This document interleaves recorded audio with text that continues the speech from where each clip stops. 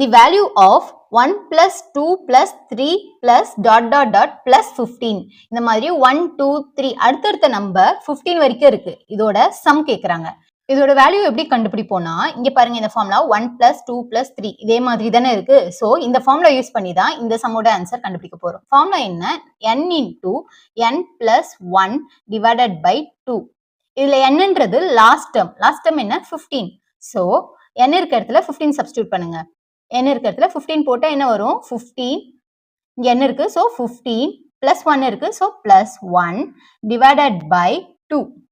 then 15 இருக்கா so 15 எடுத்து அப்படியே ஸ்ட்ரைட்டா எழுதிக்கோங்க. 15 plus 1 என்னது 16 divided by 2.